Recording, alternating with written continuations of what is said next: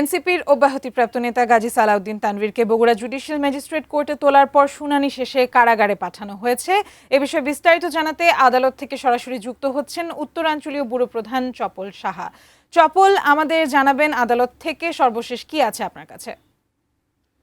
হ্যাঁ আদ্রিতা, আসলে তাকে যখন আদালতে তোলা হয়েছিল সেটা আপনার হলো খুব গোপনে তোলা হয়েছে, এবং তাকে যখন আদালতে তোলা হয়, আদালতে তোলার পর তাকে কিন্তু যখন শুনানি হয়েছে, শুনানি শেষে সঙ্গে সঙ্গে তাকে কিন্তু নিয়ে যাওয়া হয়েছে আপনার হলো কারাগারে। এবং এই সময় কিন্তু যখন সে বের হচ্ছিল তখন কিন্তু ছাত্রদলের ছেলেরা তাকে কিন্তু ডিম নিক্ষেপ করে।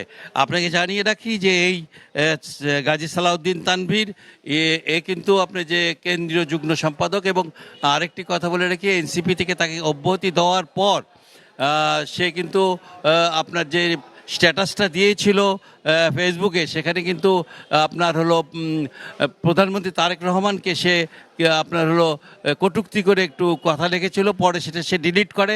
কিন্তু তারপরে স্ক্রিনশট থাকার কারণে তার বিরুদ্ধে মামলা করে বগুড়া সদর থানা বিএনপি সভাপতি মাপতুম আহমেদ খান রুবেল।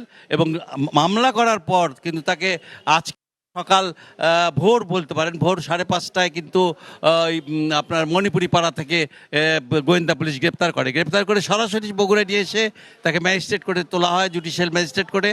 এবং ম্যাজিস্ট্রেট কোর্টে তোলার পর আজকে বন্ধের দিন, লোকজন নেই সেখানে, ম্যাজিস্ট্রেট কোর্টে তোলার পর তার কাছে কিন্তু কোনো জামিনের কোনো আবেদন কেউ করেনি। এবং আপনার হলো তার যে রিমান্ডের ব্যাপার, সেখানেও কিন্তু কোনো কথা ওঠেনি। আমরা পুলিশের সাথে কথা বলেছিলাম, জিজ্ঞেস করেছিলাম যে তাকে কোনো রিমান্ডে নেওয়া হচ্ছে কি না, এ ব্যাপারে পুলিশ কোনো কথা বলতে পারেনি।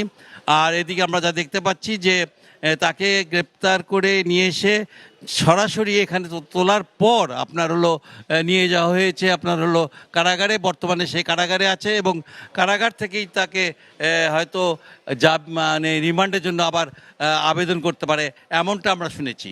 আদ্রিতা।